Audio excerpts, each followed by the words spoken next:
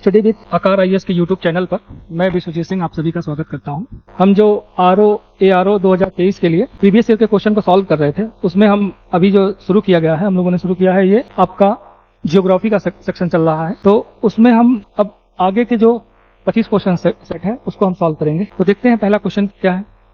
पहला क्वेश्चन है, निम्नलिखित में से कौन सा द्वीप भारतीय तटरेखा के सुदूरवर्ती द्वीप श्रेणी में आता है। ठीक है, तो कह रहा है कि कौन सा द्वीप है जो भारत की तटरेखा के सुदूरवर्ती द्वीप में आता है।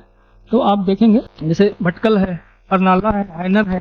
ठीक है, ये तट के समीप स्थित है। ठीक है, और मिनिकॉय जो है ये तट से दूर है और लक्षद्वीप का सबसे दक्षिणतम है। तो आप लक्षद्वीप अगर देखते हैं, ठीक है, जो छोटे छोटे द्वीपों का हिस्सा है, तो यहाँ पे आपका सबसे दक्षिण में ये आपका मिनिकॉय पड़ेगा। मिनिकॉय जो है सबसे लास्ट में पड़ेगा। उसके बाद आपका है यहाँ से 9 डिग्री चैनल जाता है और यहाँ पे आपका जाता है मालदीव। ठीक है, उसके बाद मालदीव है और एक यहाँ से आपका जाएगा, इसको हम बोलते हैं 8 डिग्री चैनल नॉर्थ लैटिट्यूड। ठीक है, तो इस हिसाब से देखेंगे तो मिनिकॉय जो है सबसे दक्षिण है। अब नेक्स्ट क्वेश्चन है, भारत के किस राज्य को सिलिकॉन स्टेट के नाम से जाना जाता है। कह रहा है कि सिलिकॉन स्टेट के नाम से किस शहर को जाना जाता है, मतलब किस राज्य को जाना जाता है। तो आप देखेंगे जो कर्नाटक है, ठीक है, कर्नाटक है भारत का, तो इसमें बेंगलुरु जो शहर है, बेंगलोर जो है, इसको हम सिलिकॉन स्टेट के रूप में जानते हैं। बेसिकली सिलिकॉन स्टेट का मतलब है कि यहाँ पे आईटी जो सेक्टर है कि कंपनियां जो है, कंपनियां यहाँ कार्य करती हैं। तो बेंगलुरु, ये बेंगलुरु शहर जो है आपके कर्नाटक में है, तो कर्नाटक को ही सिलिकॉन स्टेट के रूप में हम भारत में जानते हैं। नेक्स्ट क्वेश्चन है, छत्तीसगढ़ की सीमा कह रहा कि उभयनिष्ठ नहीं है, पूछ रहा है। तो छत्तीसगढ़ की जो सीमा है वो आप देखेंगे महाराष्ट्र के साथ लगती है, उड़ीसा के साथ भी लगेगी, आंध्र प्रदेश के साथ लगेगी, आपके बिहार के साथ नहीं लगती है। इसके अलावा आप देखेंगे तो छत्तीसगढ़ की सीमा जो है यूपी से भी लगेगी, आपकी एमपी से भी, मध्य प्रदेश से भी आपकी सीमा लगती है ये, हाँ, तेलंगाना से लगेगी, तेलंगाना से भी आपकी सीमा ये लगती है, और बाकी जो है महाराष्ट्र, उड़ीसा और आंध्रा के साथ लगती है। नेक्स्ट क्वेश्चन है, निम्नलिखित में से कौन एक सुनियोजित राजधानी नगर है, नहीं है। कह रहा है कि कौन सा एक प्लान्ड जो है, प्लान्ड कैपिटल सिटी नहीं है। तो आप देखेंगे इसमें चंडीगढ़ प्लान सिटी है, एक आपका भुवनेश्वर भी प्लान सिटी है और गांधीनगर भी प्लान सिटी है। बेंगलुरु जो है ये प्लान सिटी नहीं है। नेक्स्ट क्वेश्चन है, देश के किस राज्य का हिस्सा जो है राष्ट्रीय राजधानी क्षेत्र सम्मिलित नहीं है, एनसीआर की बात कर रहा है। कह रहा कि एनसीआर के अंतर्गत कौन कौन से राज्य आ रहे हैं, कौन कौन से क्षेत्र, किस राज्य के क्षेत्र आ रहे हैं। तो आपका एनसीआर में दिल्ली है, उत्तर प्रदेश का हमें पता ही है गाजियाबाद, नोएडा, मेरठ, बुलंदशहर, ये सब है, और हरियाणा का भी आपका आता है फरीदाबाद और भी है। ठीक है, इसके अंदर मध्य प्रदेश के जो है ये इसके जो है नहीं आते हैं, एनसीआर के तहत मध्य प्रदेश के कोई भी शहर नहीं आते हैं। नेक्स्ट क्वेश्चन है, सम्मिलित करना, हमें सूची 1 और सूची 2 को सम्मिलित करना है, और ये राजधानी दिया गया है, राज्य दिया है और राजधानी दिया है, तो उसको देखते हैं। तो असम की राजधानी हमें पता ही है, दिसपुर है। ठीक, मिजोरम की राजधानी जो है आइजोल है, और गुजरात का गांधीनगर है, मणिपुर का इम्फाल है। तो इसको देखते हैं, तो 3, 4, 1, 2, इस हिसाब से आपका बी आंसर होगा। नेक्स्ट क्वेश्चन है, धौलाधर श्रेणी में क्षेत्र की प्रमुख जनजाति पूछ रहा है कि धौलाधर श्रेणी में कौन सी जनजाति पाई जाती है प्रमुख रूप से। तो धौलाधर कहाँ है, तो धौलाधर आप देखेंगे ये हिमाचल प्रदेश में है, और ये मध्य हिमालय का भाग है, मध्य हिमालय का भाग है। इसमें जो जनजाति है वो आपकी गद्दी जो है प्रमुख रूप से पाई जाती है। अबोर जो ये है, अबोर हुआ, लेप्चा हुआ, थारू हुआ, ये दोनों तो उत्तर पूर्व की हैं। ठीक है, नॉर्थ ईस्ट की पाई जाने वाली है, उत्तर पूर्व वाली है, और थारू जो है आपका उत्तराखंड और यूपी, बिहार, ठीक है, ये इन सब राज्यों में पाई जाती है। नेक्स्ट क्वेश्चन है, निम्नलिखित केंद्र शासित राज्य एवं केंद्र शासित राज्यों में जारवा पूछ रहा है कि जारवा जनजाति का निवास स्थान है। तो जारवा जनजाति जो है हमें देखेंगे तो भारत में ये अंडमान और निकोबार, ठीक है, द्वीप समूह, अंडमान निकोबार द्वीप समूह पे ये पाए जाते हैं। ये भारत की जो है सबसे पुरानी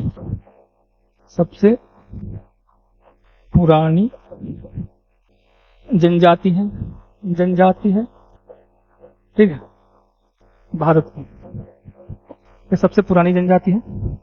इसका आंसर हो जाएगा आपका डी। नेक्स्ट क्वेश्चन है, निम्नलिखित जनजातियों में से कौन सी एक केरल की में पाई जाती है। पूछ रहा है कि केरल में कौन सी पाई जाती है। तो आप देखेंगे इसमें लेप्चा हो गया, ये आपका सिक्किम में चला जाएगा, ठीक है, ये सिक्किम में पाए जाते हैं। और डाफला ये अरुणाचल प्रदेश में है।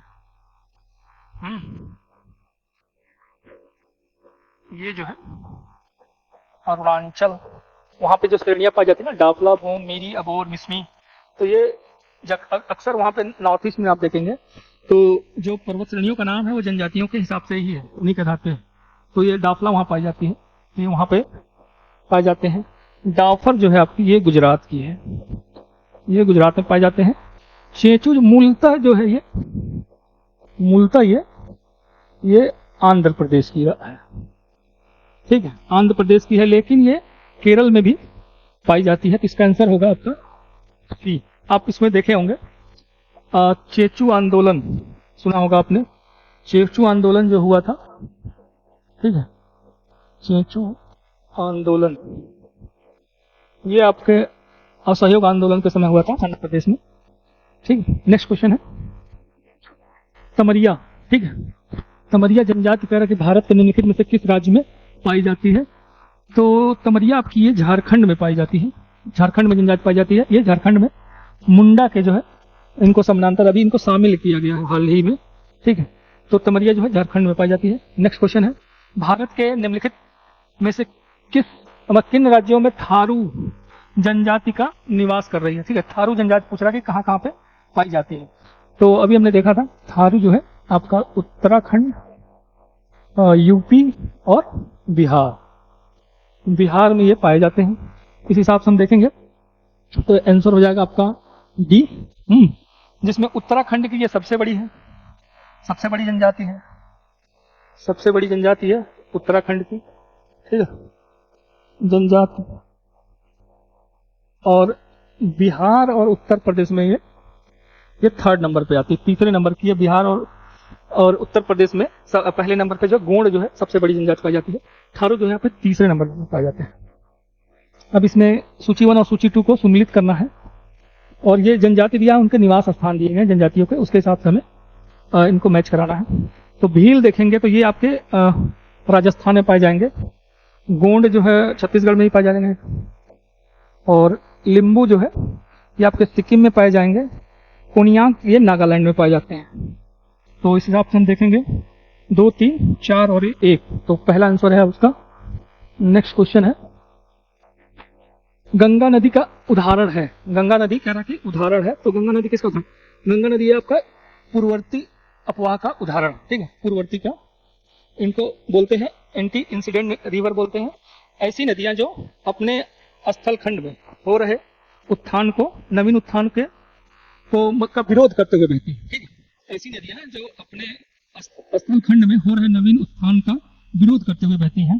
तो इस हिसाब से ये गंगा जो है पूर्ववर्ती नदी का उदाहरण है। नेक्स्ट क्वेश्चन है कुमायूं हिमालय पूछ रहा है कि नदियों के बीच स्थित है। तो कुमायूं हिमालय को हम देखेंगे, हिमालय का जो डिवीजन प्रादेशिक डिवीजन है सिडनी बुराड़ जी है, सिडनी बुराड़, ठीक है। इन्होंने नदियों के जो गार्ज है उसके हिसाब से इन्होंने इसका जो हिमालय का बंटवारा किया है। तो आप देखेंगे ऐसे, ठीक है, तो यहां से जो लेके सिंध से ये आपकी सिंध है और यहाँ पे आपकी ये सतलज हो जाएगी, ये सतलज है, यहाँ पे ये आपका सतलज है, और ये सतलज से जो है ये काली है, काली नदी है, काली से आपका ये तीस्ता तक, और तीस्ता से ब्रह्मपुत्र तक, ब्रह्मपुत्र। ठीक है, आप इस हिसाब से देखेंगे तो ये आपका पंजाब हिमालय के अंतर आएगा, पंजाब हिमालय, हाँ, और इसको बोलते हैं आपका कुमायूं, कुमायूं हिमालय, और काली से लेकर तीस्ता तक को बोलते हैं नेपाल हिमालय, और तीस्ता से लेकर ब्रह्मपुत्रा को ये असम हिमालय के नाम से जानते हैं। तो इसमें आप देखेंगे कुमायूं हिमालय आपका आएगा सतलज और काली रिवर के बीच में। तो ऑप्शन हम देखते हैं सतलज और काली के बीच में, इसका आंसर होगा सी। नेक्स्ट क्वेश्चन है, किस नदी के तट पर बद्रीनाथ जो का प्रसिद्ध मंदिर है? ठीक है, बद्रीनाथ जी का पूछ रहा है कि किस नदी पे है। तो आप देखेंगे इधर से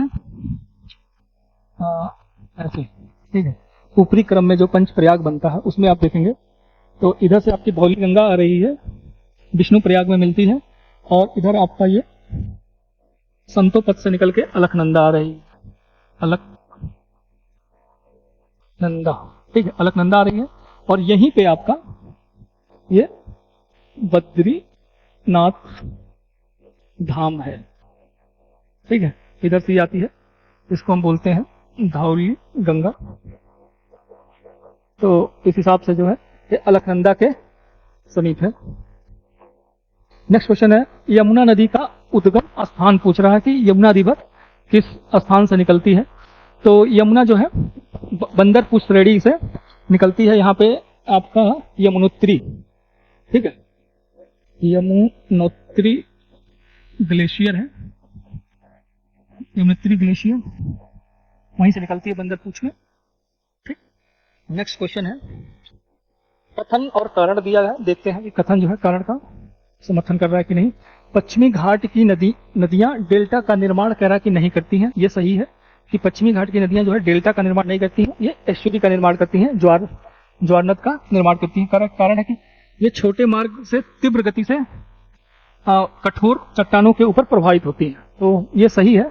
एक तो आप ऐसे देखेंगे, ये पश्चिमी घाट है, यहाँ से ये छोटा, तो इनका रन है जो है बहाव मार्ग है, ये छोटा है, और ये ढाल जो है ऐसे, ये भ्रंश कागार, इस वजह से इसकी ढाल बहुत तीव्र है, तो बहुत तेजी से एक तो प्रभावित होती है, और चट्टान जो है कठोर चट्टान है, क्योंकि बेसाल्टिक लावा से निर्मित है, तो कठोर चट्टान है, तो ये इनका इरोजन भी कम होता है, और ये इसलिए क्या इसके साथ इनका अपवाहित जो मलबा है वो कम होता है, जिससे कि अपने मुहाने पे ये डेल्टा का निर्माण नहीं कर पाती है, उसकी जगह ये ज्वारनद का निर्माण करती है।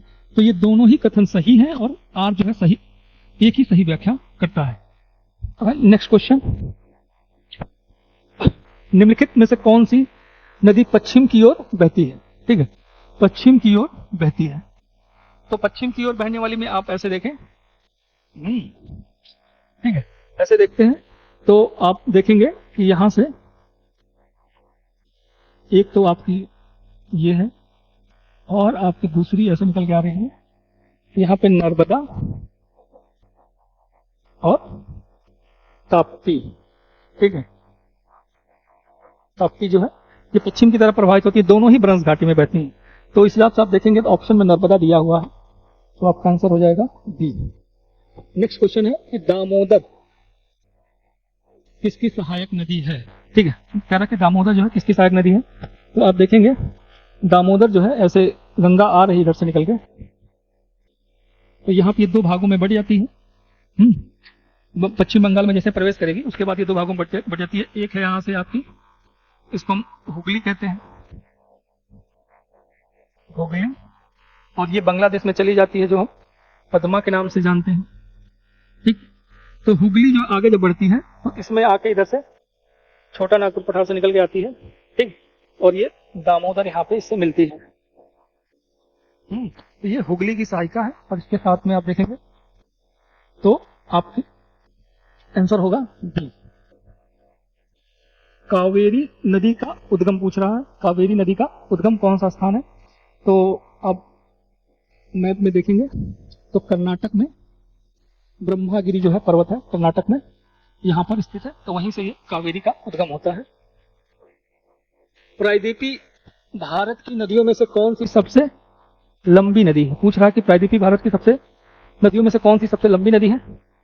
तो प्रायद्वीपी भारत की सबसे लंबी नदियों में आपकी गोदावरी को शामिल किया जाए। गोदावरी जो है सबसे लंबी नदी है और भारत की जो है दूसरी सबसे लंबी नदी है, और प्रायद्वीपी में बहने वाली नदियों में ये सबसे लंबी नदी है। निम्नलिखित नदियों में से एक कृष्णा नदी की सहायक नदी नहीं है। तो कृष्णा रिवर की सहायक नदी आप देखेंगे तो आपका भीमा, डान और तुंगभद्रा, ये जो है ये तीनों ही कृष्णा की सहायक है, जबकि आपकी तेल जो नदी है ये इसकी सहायक नहीं है। ठीक, तेल जो है दामोदर की सहायक है। निम्नलिखित नदियों में से कौन सा सर्वाधिक प्रदूषित है? तो इसमें देखेंगे जो दामोदर है ये आपकी आंसर है। लेह पूछ रहा है कि अवस्थित है, तो आप ऐसे देखेंगे सिंध का ऐसे जो जा रही है, तो ये आपका सिंध नदी के दाहिने तट पर पड़ता है। निम्नलिखित नदियों में से कौन सा हिमालय की सभी श्रेणियों को काट के बहती है? हिमालय की सभी श्रेणियों को काटने में आपकी सतलज जो है सभी श्रेणियों को काटती है, ऐसे निकलेगी। तो हम देखते हैं यहाँ पे पहले ट्रांस हिमालय वाले सेक्टर में वहां पे काटती है, उसके बाद मध्य हिमालय में और ग्रेट हिमालय में शिव किला दर से ये काट के भारत में प्रवेश करती है। तो सतलज इसका आंसर है।